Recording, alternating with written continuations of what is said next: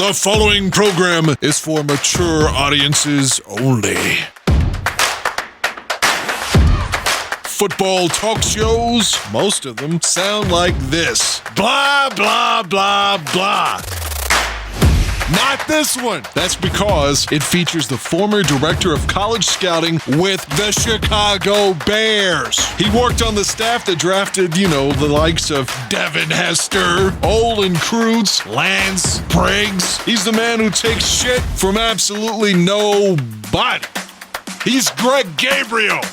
Gabriel joins longtime Chicago sports reporter David Schuster. And this is, accordingly, Gabriel Schuster Talk Bears.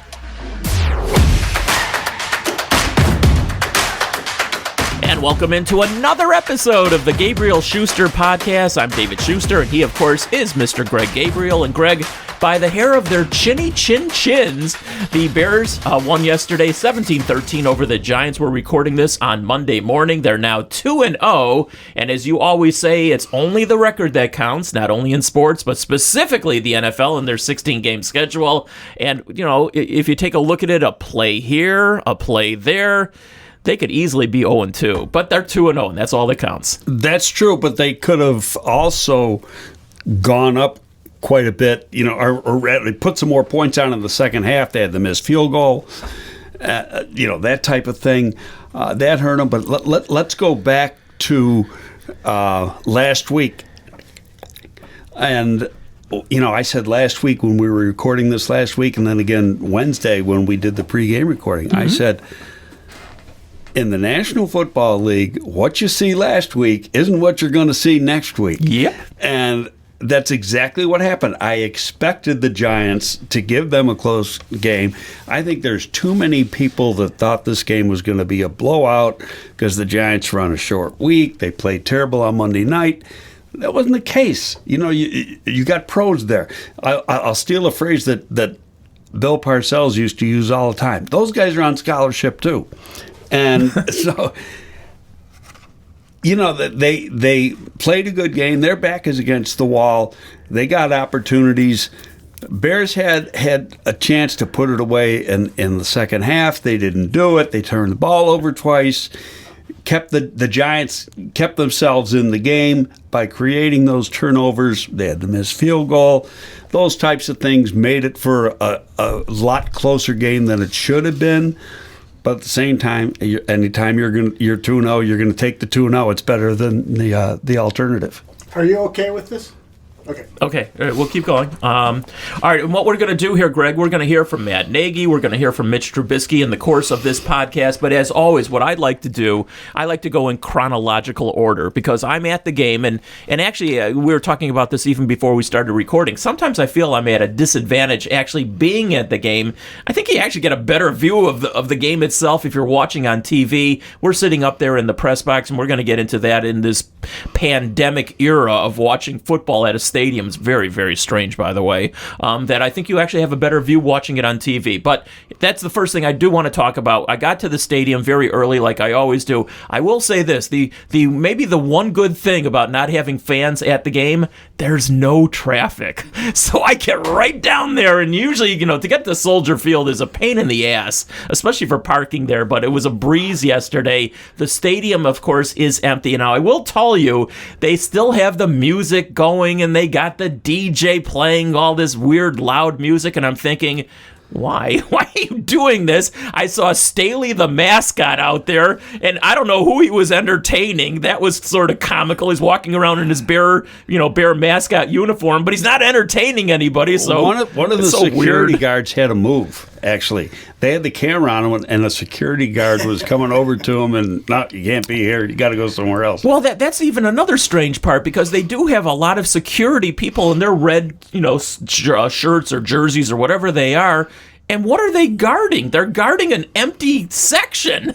So I couldn't, listen, if they want to save money, God bless these people. They got paid yesterday, but I just didn't understand it. So what I'm trying to tell you more than anything else, and, I've been to baseball stadiums now that are empty, and I've watched games in that capacity. Basketball and hockey, of course, are being played elsewhere. As strange as it was watching baseball games now for the last couple of months in empty stadiums like U.S. Cellular and Wrigley, stranger even yet, watching a football game yesterday with nobody there. It's almost eerie. It's very Watching strange. It, they show different camera angles, and you're used to seeing people in the stands at Soldier Field, and there was nobody there, and it's like you could hear a pin drop. But I got a more important question for you. Okay. How was the food in the press box? Well, did they tone that down a little bit during the pandemic? They did, actually. I figured. And you know what? Being a very jaded reporter, like everybody else around me, the first question you ask when you come in there is, are we going to get fed? And we did get fed. It was a box lunch. Oh, okay. So, normally, they bring out the food in the trays and they heat it up and everything, but they don't want anybody to touch anything, and I get it. So it was fine. The jaded reporter in me was... patting my stomach, was satiated in that capacity. All right, even before we start with the game itself, there was news before the game, and we'll touch on this just a little bit, because Tariq Cohen got his contract extension. I don't know what the dollar figures are. If you want to talk about that, that's fine. I don't have the numbers in front of me. Okay, not important, actually, but...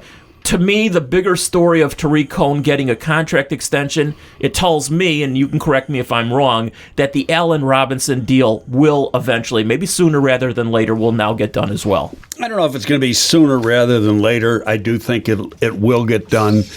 It's to everybody's advantage to get it done. It's obviously to his advantage because he gets paid. Has more money than he has right now. It's to the Bears' advantage because they lock up another good player. It's okay. Are we going to do a 3-year deal like we did with Tariq Cohen? Is it going to be a 5-year deal? I'm sure the Bears and the fans would like a 4 or 5-year deal. We'll have to see what happens there. But there's one thing I found out doing a little research, making some phone calls yesterday and this morning before we started recording, was that there's been a lot of talk. Well, the Bears can tag him next year if they don't get a deal done. Well, yeah, they can, but it's a lot more expensive than the numbers we've been seeing out there. And everybody assumes that the tag number for next year for a wide receiver is going to be in the vicinity of $15.7 million, give or take a few $100,000, depending on what the cap is next year. That being said, the cap figure for him this year is $15 million. And because his cap figure is $15 million, his tag number is 120% of that. Next year, if they want to tag him, it's $18 million. So if I'm an agent and I'm going in and trying to negotiate with the Bears, that's your starting point, $18 million. So I think that changes the perspective. People thought that the deal done the other day with Robert Woods with L.A. might help the Bears. That, I think, came out to an average of 16.5. 16.5 might not get it done. No, I saw a rumor. I don't know, one of the writers who, I don't know if it was one of the ones that you like or don't like. I can't remember who it was. Theorized that by anybody. Good thing I'm not a writer. No. Whoever it was said 4 years, $75 million. That that would probably even be announced as soon as tomorrow being Tuesday. Does that sound logically? From the information I have, no, not a chance. Okay, well that writer was wrong. Now, could something happen today? All of a sudden, you get on the phone and go back and forth? Yeah, theoretically, you could. I mean, you can get a deal done in a couple hours if you want to get a deal done. But it takes, both sides have to really want to focus on getting that situation taken care of. All right, they have the coin toss. The game is just about to go. Help me to understand this because I've never understood it. Why, when you win the coin toss, do you always defer? I sort of understand the logic. You want your defense out there. You want to stop them. Then you get the ball to start the second half. There's a chance, which Detroit did in last week's game, where you score at the end of the first half and then you score right at the beginning of the second half. That's a big boost, although they lost, and they lost again yesterday. What a choke team that team is. But how about Minnesota just oh, yeah, 0-2. Well, yeah. We're going to get to all the games in the NFL eventually here. But why do teams in general, when you automatically win the toss, defer? Don't you sometimes, if you like your offense and you have a good offense and there's other factors that are involved here? I mean, the Bears took the ball right off the bat, went down the field and scored. Why don't teams, when they win the toss, want the football right off the bat? I think it depends, number one, your opponent. Number two, the weather. And then what you were saying, too, I mean, there's a lot of factors, I think, to play into it. But if you think that your offense is that much better than the defense, than their defense, and you might have some questionable weather conditions, take the damn ball, get a lead right away. But nobody does it. No, I'm not going to say nobody does it. I think it can't remember last time I saw anybody do it. No, I think if you really went through every game, you're going to see it. They take the ball. Don't forget, in overtime, they always take the ball. Well, of course. Yeah. So in fact, I was watching the overtime, the coin flip for the San Diego-Kansas City game. San Diego won and took the ball, but then their play calling was atrocious that first series. Kansas City comes back and wins on the field goal. All right, so the Bears get the ball, and right off the bat, they're moving it down the field. They're mixing up the passes, nice running attack again. What I really liked on that opening drive specifically was third down conversions, and that was something that Matt Nagy and the offense, talked about after the Detroit game, which was atrocious. I think they were 2 of 11 in that Detroit game. They were very, very good on third down plays, and then I highlighted one right off the bat, a quick snap to Tariq Cohn on a 3rd and 1, and I like sometimes when they get up to the line of scrimmage and they snap the ball real quickly. If you're catching the defense is thinking, all right, what are we going to do? What are we going to do? What do we have to defend? Before they even know what's going on, the ball snapped and you got a first down. Right, no, and that's smart football. And to get back to your third down thing, at one point in the game, and I don't know what the final numbers are, I didn't look at it, but the Bears were 9 out of 12 in third down conversions, which was not good in the second half, but very good early on. Right. That was the exact opposite of what they were a week ago. Right. And they did put an emphasis on that in practice this week and try to take care of it. I think their whole game plan changed in the second half, but we'll get to that. All right. I want to get Aldo involved, his thoughts on this as well. What I didn't like, not only on that opening drive, but then even more so in the third quarter, or maybe it was in the fourth quarter, there were a couple of plays, a planned rush on a sweep by the quarterback, Mitch Trubisky. I don't like that play. I don't understand that. Listen, you want to take advantage of his legs. I get it. Throwing on the run, maybe some bootlegs, he's got to scramble. But when you have your quarterback on a planned sweep, you're just asking for him to get slaughtered out there. So help me to understand why they run that play. Some of those are options, and I'd have to go back and look at the game film on each individual play to say if I'm right or wrong, but a lot of those are options, and Mitch has the option. He can choose to run, he can choose, the RPO. He can choose to run, can choose to pass or whatever. If he thinks the run's there, he's going to take the run. Personally, I like that because when he hurt his shoulder last year, the run part came out of that was taken away from his game because he didn't want to hurt the shoulder again. I think that makes him a little bit more effective and puts more pressure on the defense because he does have that ability to make plays with his feet. Yeah, no question. I do like the fact that he has that capability, but I don't like when it's a planned sweep. And they ran it twice yesterday. Neither one was effective, and there didn't look like there was any option. It looked like that was the play all along. And I don't know that this... If he goes down, yes, listen, Foles is here for a reason, but you just don't want to put your quarterback in that situation. Aldo, do you agree or disagree? I disagree. I think this is the new NFL, the run-pass option. You got running quarterbacks in Baltimore, at Arizona. This is how offenses are nowadays. You want quarterbacks with the capability of rushing the ball, running the ball. It adds another dimension to offenses, and I think, you just... with all of the rules protecting quarterbacks now, the likelihood of them being injured on a running play has been reduced dramatically. All right. Anyway, I'm in the minority, and that's fine. I'll take my lumps here. To go back, the last part of your statement was, it could get hurt. We all know there are some people that love to see him get hurt and want that is true and would rather have Foles in the game. And you know what, Greg? They won the game. They're 2-0. He was really good in the first half. We're going to talk about that overall in just a second here. He was really good in the first half. His second half numbers, for what it's worth, he was 5 of 10 for 31 yards and 2 interceptions. And we'll talk about those 2 picks also. I don't know if you can blame him on either one of them. And of course, after the game, everybody wants get him out of there. He sucks. Whatever. That's just the way it is in Chicago. Anyway, his touchdown pass to David Montgomery, it was I'm going to be honest with you. That's one play that I saw was right in front of me. The Giants were terrible on that play. I mean, the Giants were missing tackles all over the place. Montgomery was open. He obviously was not the number one option on that play, and they dumped it off to him, and then he came across the field and got into the end zone. I thought the Giants were terrible on that play, but credit to Trubisky because that was not his primary receiver in that situation, I'm sure. But he picked it up and he got the touchdown. I thought in the first half of the game he was going through his progressions as well as he's ever had. Going from number 1 to number 2 to number 3. He was being calm in the pocket. He was rushed a few times, got hit for sacks a couple times, but still that didn't deter him, and he did a good job going through the progression.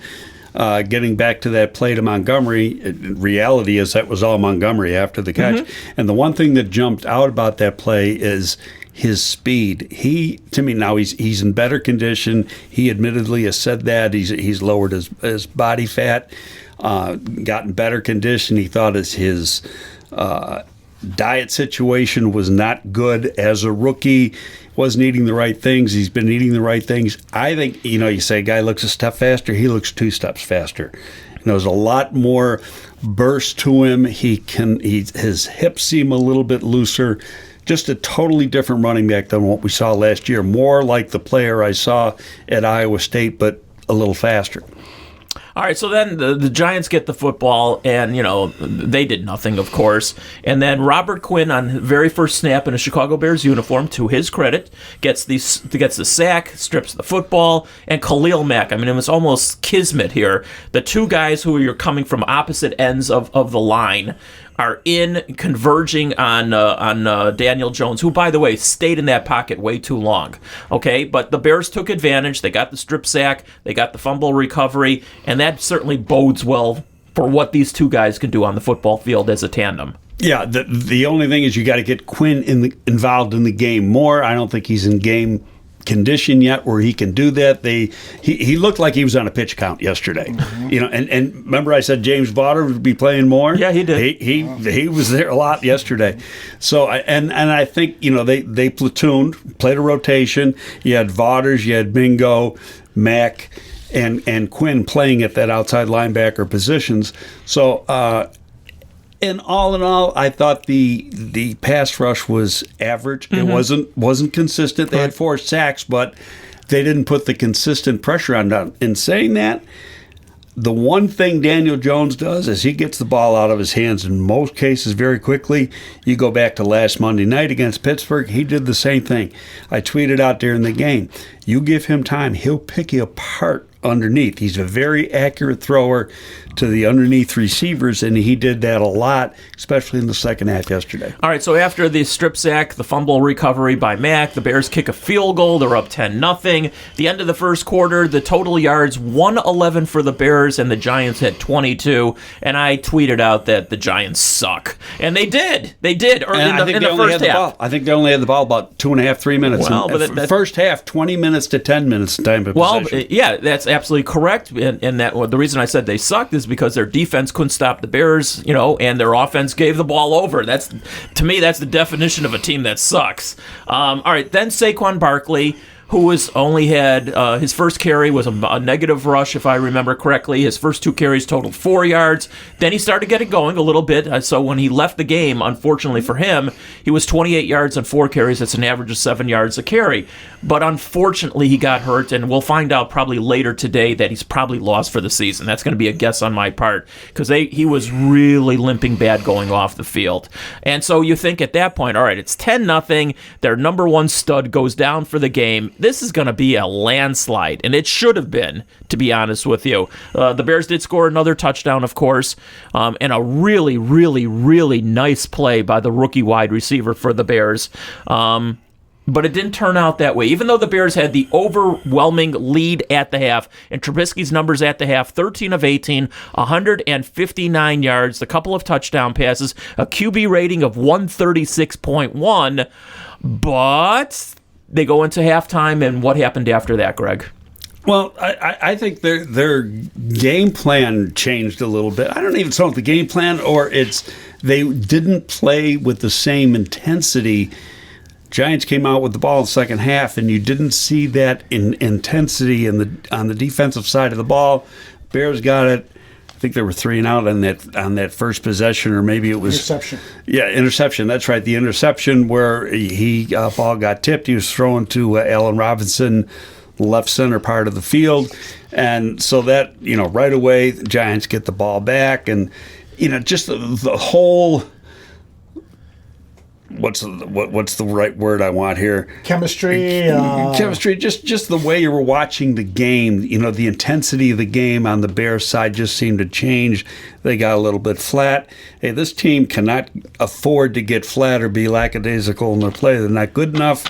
When you got a 17-0 lead at the half, you got to keep the pedal to the metal, and you keep it going. You can't let up at all. Yeah, I would have thought that the Bears would have gone on to win the game 31-0. I thought the Giants were dead in the water. They had lost their stud, and listen, they got 3 tough games coming up. The Giants are looking at an 0-5 start. That's the way I'm looking at it, especially if Barkley's not able to play. But anyway, Trubisky had the interception. It was a deflected pass. It was going to Allen Robinson.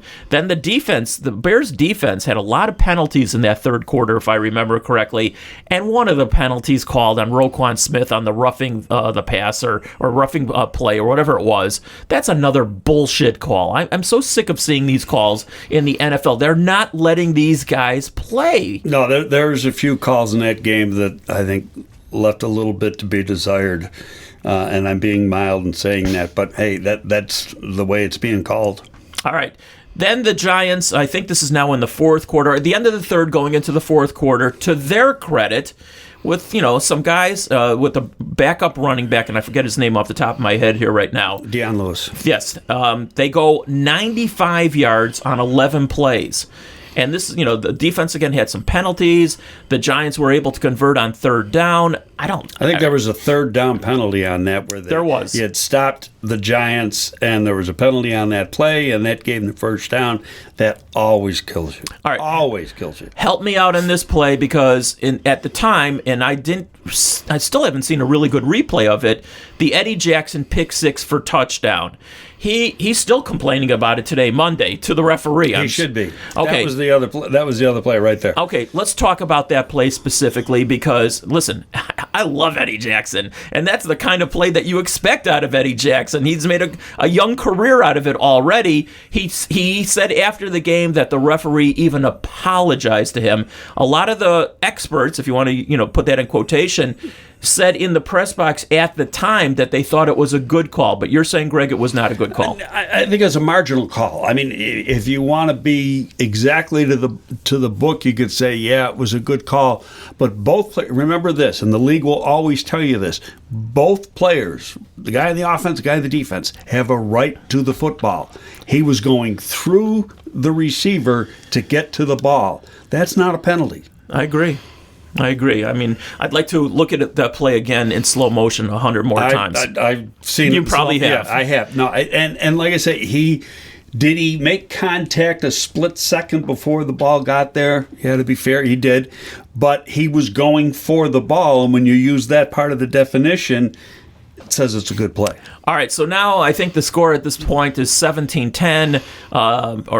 The Bears have the ball. Jermaine Ifedi had a chop block that was called on him. That was one that was a bad call, okay, too. Help me on that one, guys. Well, okay, according to a chop block, to be a chop block, one man on the offensive line has to be having contact with the defensive player, and then the other guy comes in and hits him low, and then that is a 15-yard penalty.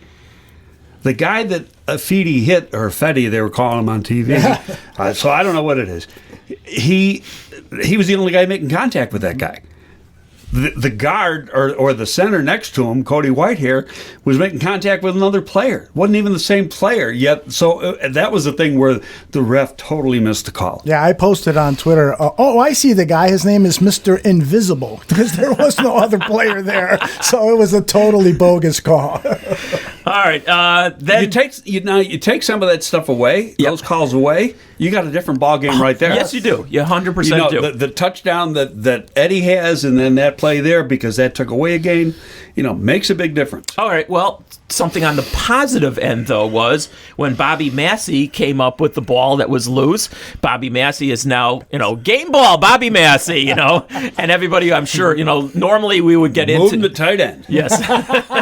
He's probably saying that to the coaching staff as we speak. Right. Normally we would get into the locker room after the game, and he would have been front and center, and everybody would have been talking to him. Unfortunately, we can't get into the damn locker room anymore, and everything is via Zoom. But I'm sure, he was leading the parade in the post game. What do they call it now? Club something or other. Club dub. Club dub. I'm sure he was leading the way, shaking his hips and everything there was else. Club Dub yesterday that shouldn't have been. Well, but you always say, though, you celebrate a victory because that's all that counts. But I think, my personal opinion, Club Dub is for a game that you, like last week, you come back and you win, or a game that you win hands down and dominate the game. You win a game like that, a sloppy game in the second half where they could have lost it, no reason for Club Dub, in my opinion. Maybe shouldn't get paid either. That'll never happen, of course. I will say this. We had on Bears Barroom one of the Chicago Bears defenders, Josh Woods, and we asked him about that, saying, there was a lot of club dubs last season, despite the fact that you guys didn't play to the level where you kind of deserved it. And he quickly shot us down and said, that's a player thing. That's not for you guys. That's not for the media. That's a player thing. So if we want to have club dub and celebrate a win because wins are so difficult to get in the NFL, that's for us and not for you guys. In other words, lay off of it. Okay, so again, the bottom line being victory is all that counts.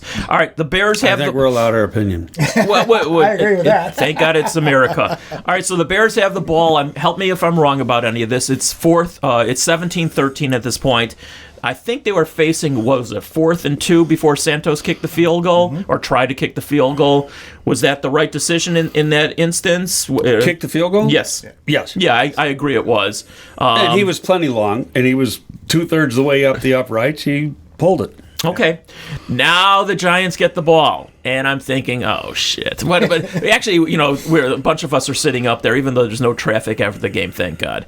But we're thinking, if certain circumstances in the third and fourth quarter, we're always looking: is it going overtime or is it not going overtime? So at least I know now the Giants down 4 points with however much time is left on the clock. There's no overtime. That's win or lose. It's win or lose, exactly right. And we can talk about some other games, specifically the game at the end of the night last night. Seattle and New England. Let's back up a little Sure. bit. On the third down before the attempted field goal, was it the right call? I think they should have thrown the ball. Refresh my memory. They ran with the ball, right, Aldo? Let me double check that. Yeah, and because I remember thinking, I don't like that play call. Let's get the first down and get this game over. All right, we're gonna figure out what the down in situation was. Trubisky in the second half, as I mentioned, 5 of 10, 31 yards, 2 interceptions. I don't really blame him on neither one of those interceptions. One was a deflected pass, and the other one that was by, what was the kid's name? Bradbury, I think is his name. Bradbury, good play. Nice he actually play. pulled the ball out of Allen Robinson's hands. Yeah, that's a really great I mean, it would have play. been a great catch by Robinson.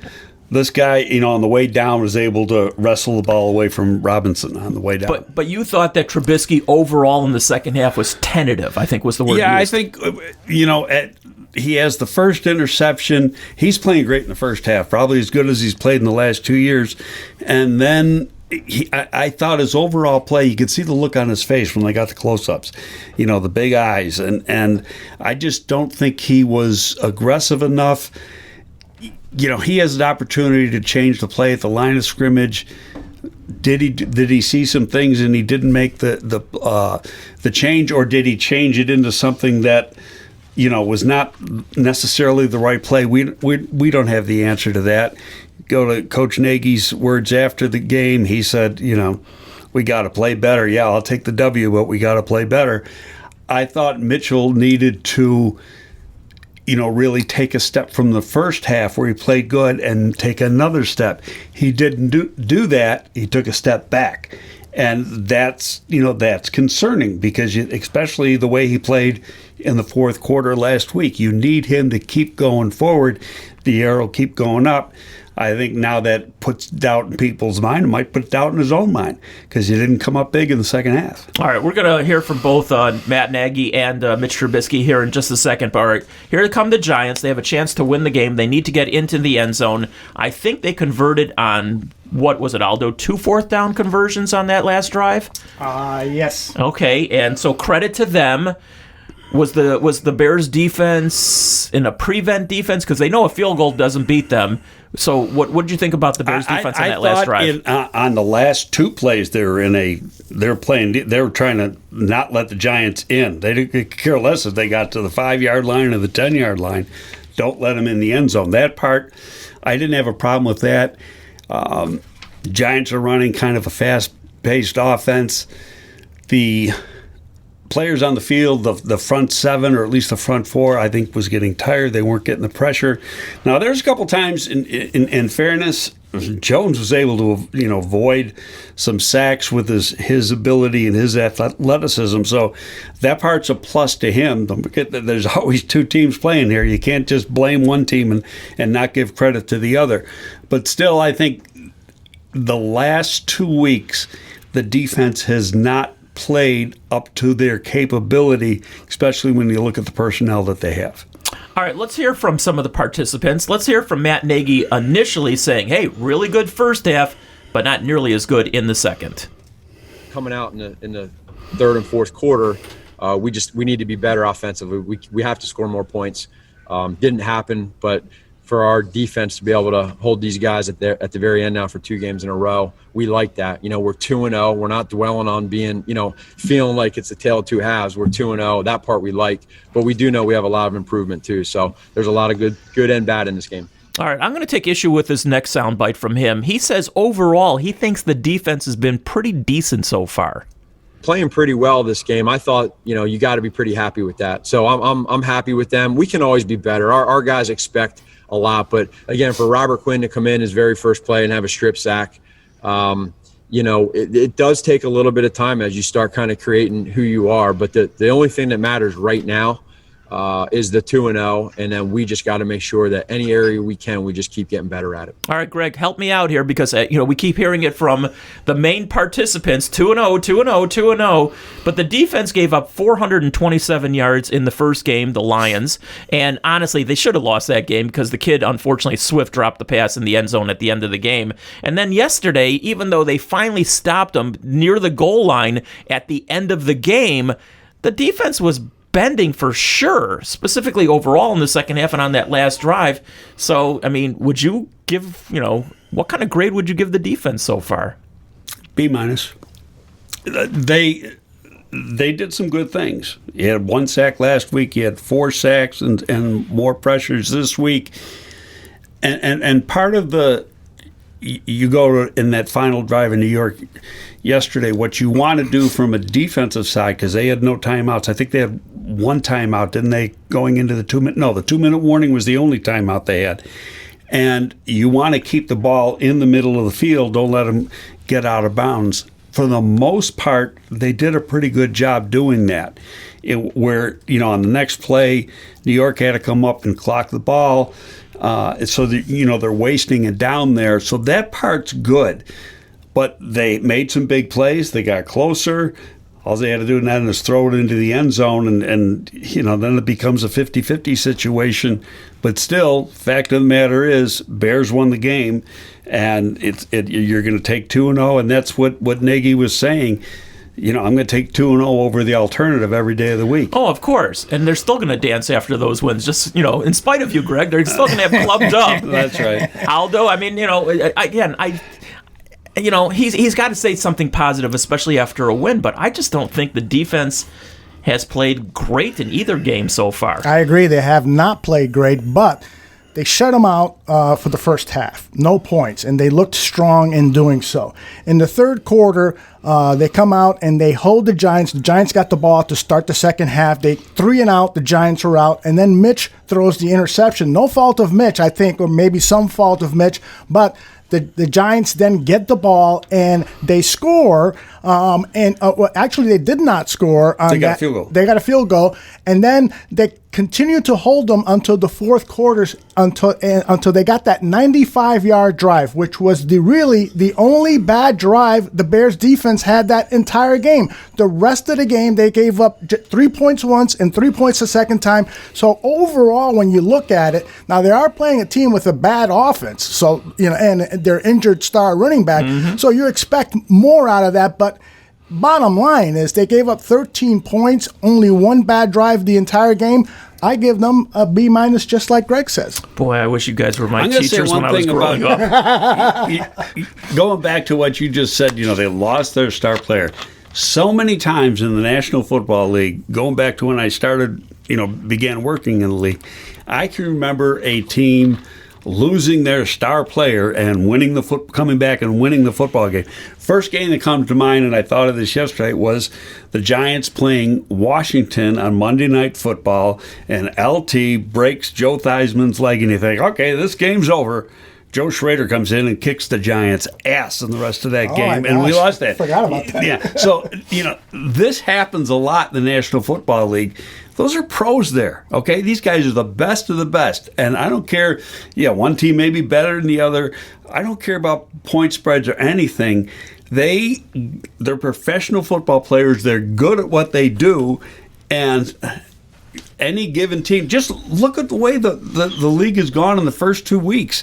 You can stink one week and look great the next week. All right, one last soundbite I want to get to. As we mentioned, Trubisky, the first half, 13 of 18, 159 yards, a couple of touchdowns, a QB rating of 136.1. Second half, 5 of 10, 31 yards, the 2 interceptions. I don't know what his QB rating was in the second half, but it brought it down into the 70s when it was all said and done. And the Bears scored 17 points in the opening half. They were shut out in the second half. So here's Trubisky saying both he and the offense overall both need to be more consistent. We know what we're capable of to play 4 quarters. And when you play really well in the first half and put up 17 points and then don't put up any points in the second half, I think that's a little frustrating. So we have a little higher expectation for what we're trying to do on offense this year. And but you have to be happy with the win. I mean, it takes special teams, offense, and defense. And it was a great team win. So we battled through, and we're proud of that. But we still have a ways to go, and we know we can. There's definitely areas where we can continue to get better, and that's being more consistent and playing all 4 quarters, not just a second half last week and a first half this week. All right, guys. So this is going right according to the script I played, or I predicted at the beginning of the season. I said the Bears are going to start 3-0. We'll talk about the Atlanta game upcoming later in the week when we have our second podcast on Wednesday, or is it Thursday this week? It's Thursday this week. We'll talk about that, and that's going to be a tough game, by the way, because Atlanta. What was it? Atlanta, the first team in God knows how many years who scored 39 points. They had no turnovers, and they lose the game. That just does not happen. How about they were up 29-10 at the half, and I tweeted out, I go, Bears' next opponent is in Dallas, and they're winning 29-10. I looked at the end of the game and I said, oh my God, how did Dallas get back in this thing? And then when you looked at that onside kick, there's like 4 guys on Atlanta that should be put up against the wall and shot right now, because they just did not. They aren't football players. None of them went to try to recover that ball at all. They just stayed away. Well, Atlanta and Detroit, they can commiserate together because they both blew big leads again yesterday. The bottom line is that the Bears are 2-0. The last time they started 3-0 was, I think, 2013. And that season, they ended up 8-8. And that's exactly what I've predicted. I do predict still the Bears are going to start off 3-0 and finish 8-8. I'm not overly impressed by the Bears. I like the record. And, it's good for business. Win, win, win. That's the bottom line in the NFL. But they play 2 average at best teams in both Detroit and the Giants at best. And you're right. There's too much inconsistency in the play. You expect more. It starts at the quarterback position on the offense. The defense just hasn't put it all together. I think it's the second week in a row that Danny Trevathan has not looked the same as he has the first 3 years he's playing in the Chicago Bear uniform. He looks slow for some reason, and I can't tell you why. I don't know if he's got an ankle injury, a hamstring injury, or whatever, but a guy who's always played real fast is not playing fast right now. I have to tell you that this team, it looks like a 500 team right now, but you gotta hope that there's just going to be incremental improvement from week to week.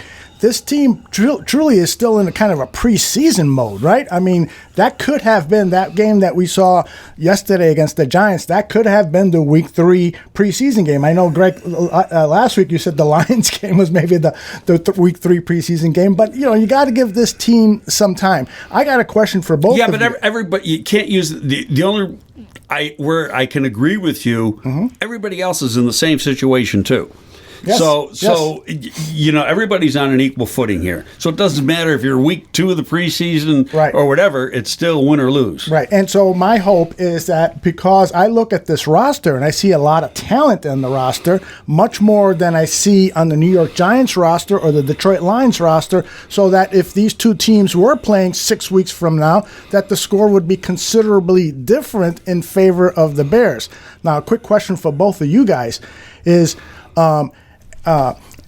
Miller only played 40% of the snaps yesterday on offense, the wide receiver.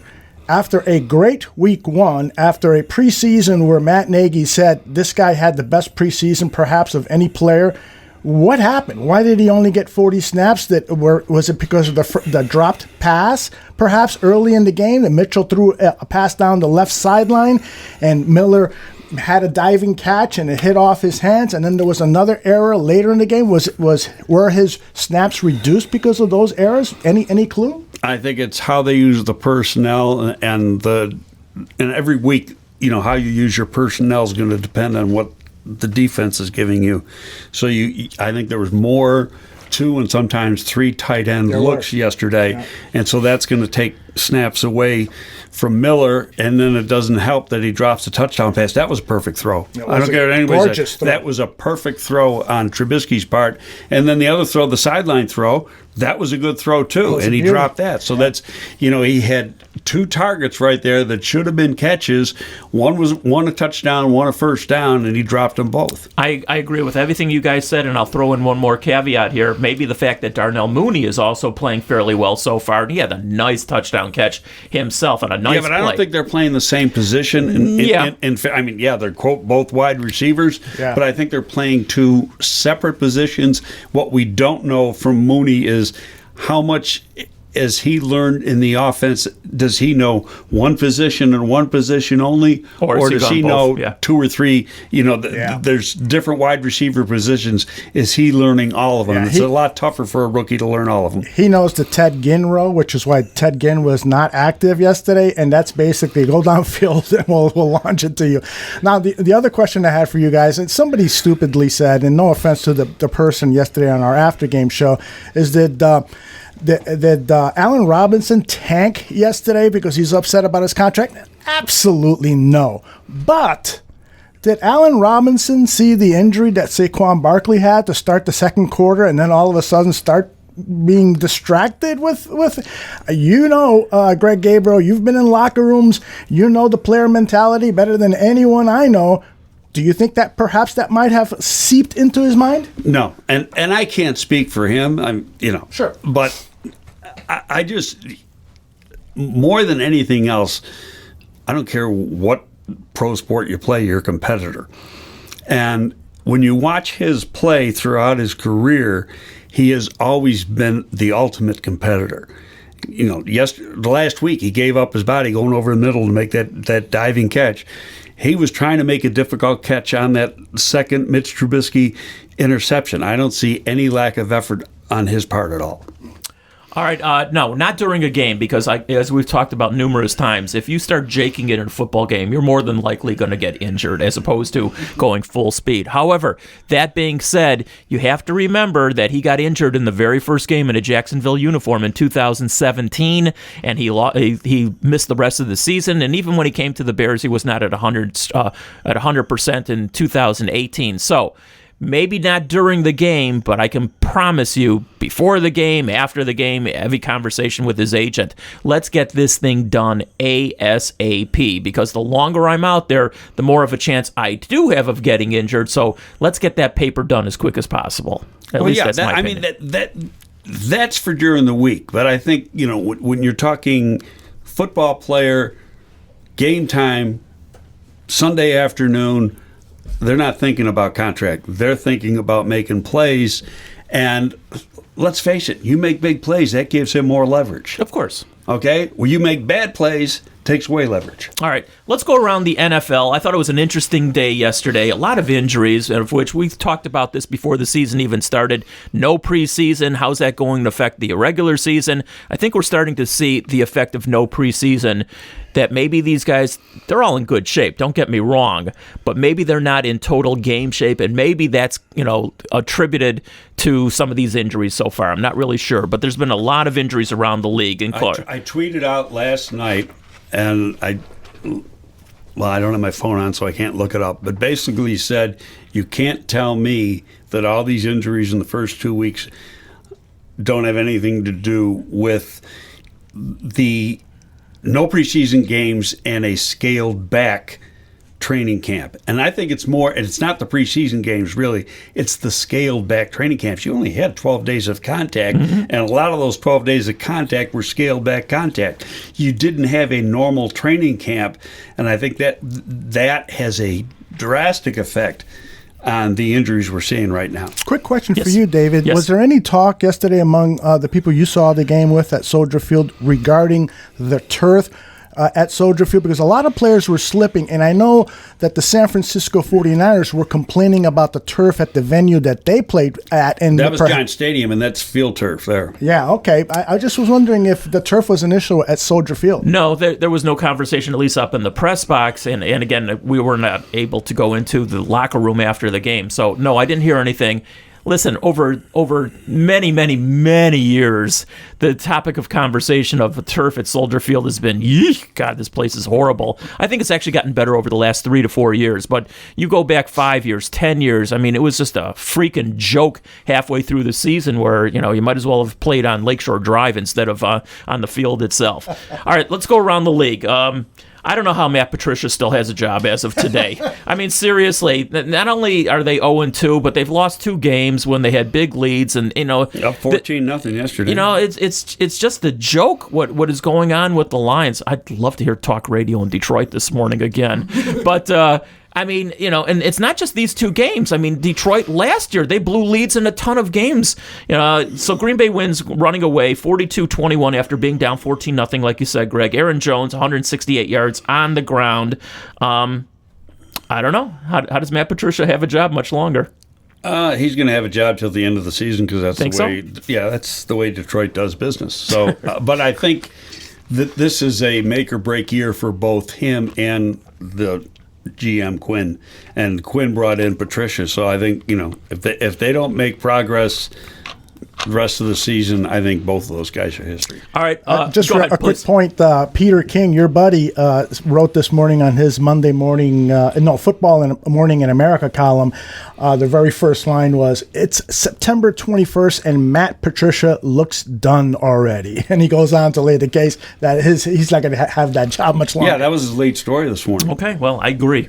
The other team in the division, Minnesota, 0-2. Certainly doesn't hurt the Bears. The Minnesota off to an 0-2 start. To me, the surprise of the year. I thought Minnesota was going to be a lot better.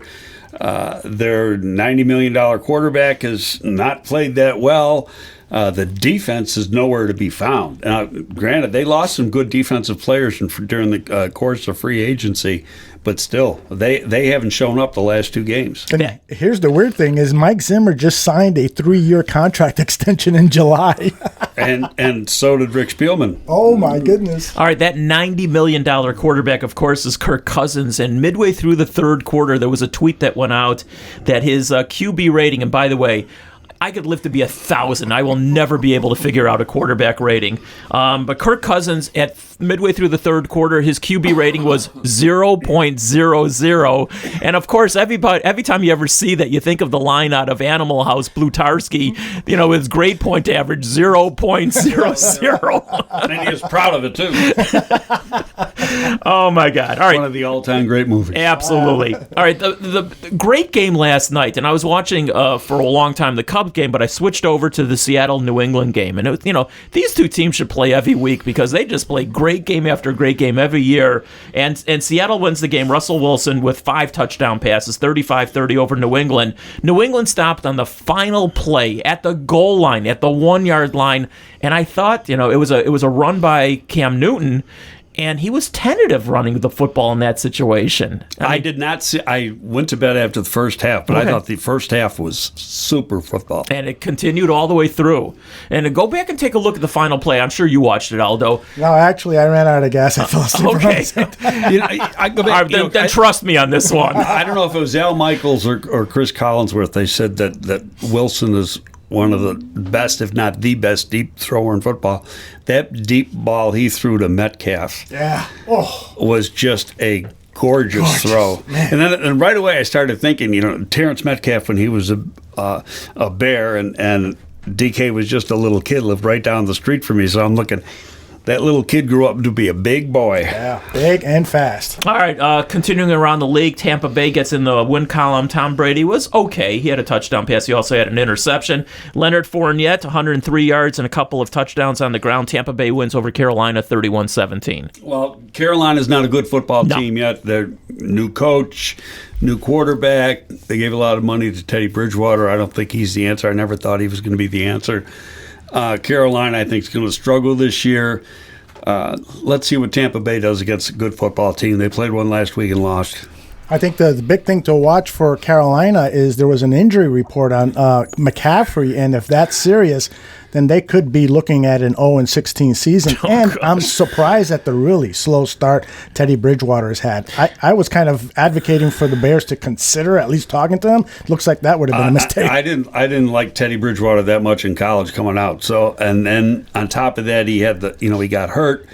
Had the bad knee. Some people thought that might have been a career ender, but he did bounce back. But he bounced back playing under one of the greatest offensive coaches in the NFL right now, Sean Payton. So I just think he's an average player. Personnel wise, Carolina, the Mike Rule, the new coach, has got his own people in there. He's going to find out quick enough, being he came from college football to the NFL, that some of those guys aren't NFL players. Yeah. And if McCaffrey's out for a while, I know it was a foot injury. Yeah, actually, it just came in 4 to 6 weeks. 4 to 6 weeks high ankle sprain, according to Ian Rappaport. Okay, that's going to hurt them. We don't play them this year, do we? No. All right, so Carolina goes 0-16. Listen, they get the quarterback from Clemson. He doesn't have to travel that far for his next job. I was thinking the same thing. It's about a 45-minute drive. Right. All right. We talked about Atlanta blowing a 20-point lead. Dallas wins. Dak Prescott, another player that you want to have in your rotisserie team because he just puts up a lot of points. 450 yards in the air, 3 touchdowns. Dallas wins. Buffalo, your team. No, wait a minute. Let's go back to that Dallas game. All right, go back. Go ahead. We already talked about it once, but we got talking about it again. Sure. That play by Atlanta special teams on the onside kick, the worst I've ever seen. Yes. I just had to get that out. I watched that play. I kept playing it over and over because the first angle I saw, in fact, it wasn't until today that I saw a different angle, and that was from a Twitter video. Mm-hmm. I kept thinking they touched that ball about 7 or 8 yards, and the kicking team can't touch the ball until it hits 10 yards. Yeah. And it kept looking like they had touched the ball, but then when I saw the other angle this morning, actually it went 10.5 yards before he touched it. But none of the defenders or receiving team for Atlanta even tried to go near the ball. They were staying away from it.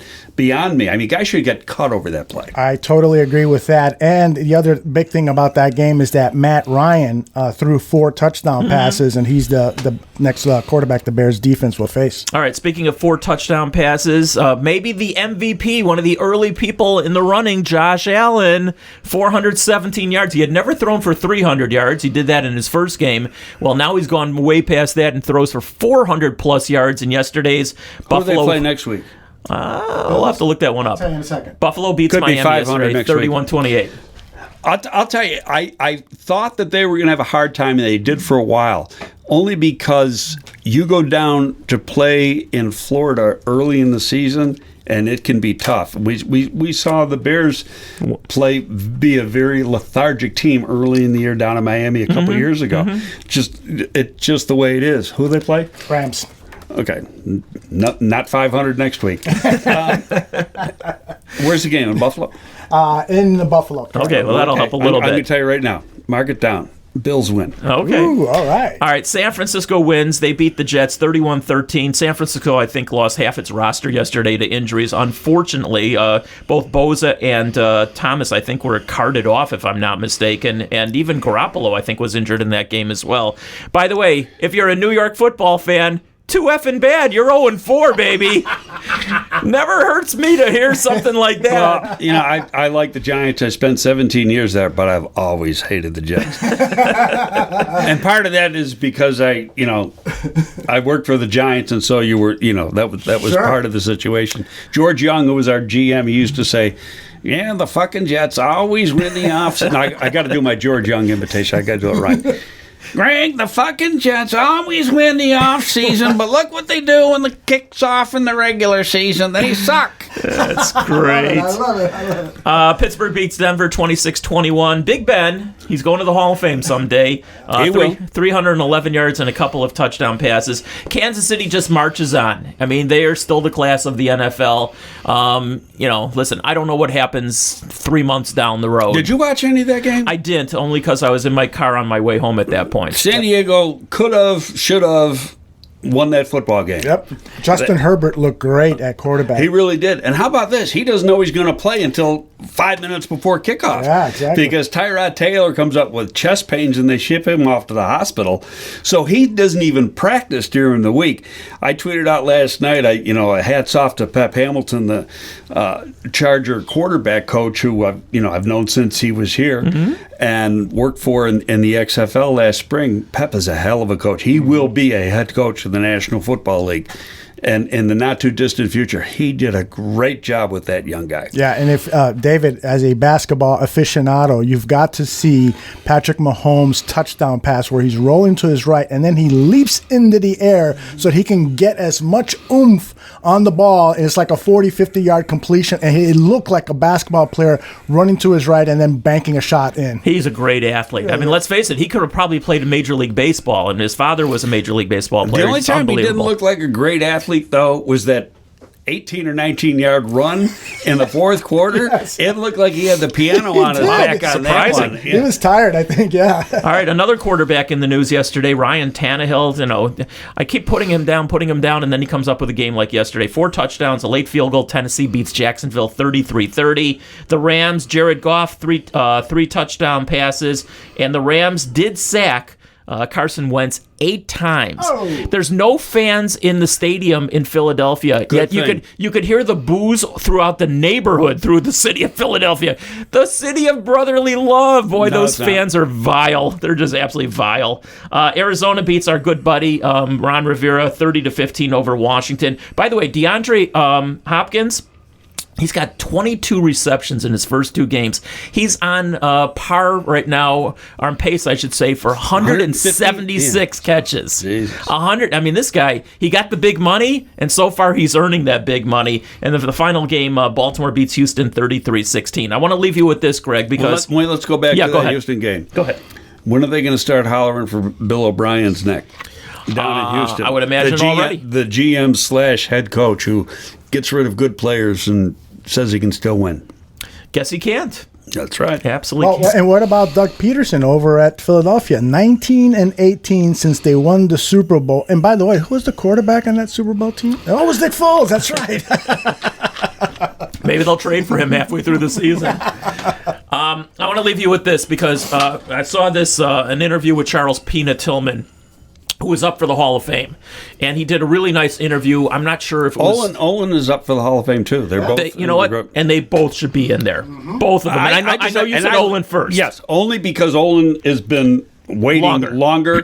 This was Peanut's, I think first year. Yes, it is. First or second year that he's been eligible for the Hall of Fame. They both deserve to be in, but I think Olin first. Okay. I don't want to take anything away from Peanut, but Olin was one of the all-time great centers as far as I'm concerned. 100%. And then when you look at him as a teammate, leader, run the locker room, he's a Hall of Fame leader. So how much is politics? I mean, politics is involved in everything, unfortunately, but how much is politics involved in something like that? As far as, not only being nominated, but eventually getting in. Well, then you can make the argument that Jay Hilgenberg deserves to be in, too. Jay Hilgenberg was a pretty damn good center, all-pro multiple times, maybe all-pro more than Olin was. All right, but anyway, I think Peanut should be in. I'm not disagreeing with you on Olin. Maybe they go in together. It would almost be That'd kismet. be nice. I'd go to that ceremony. Won't happen.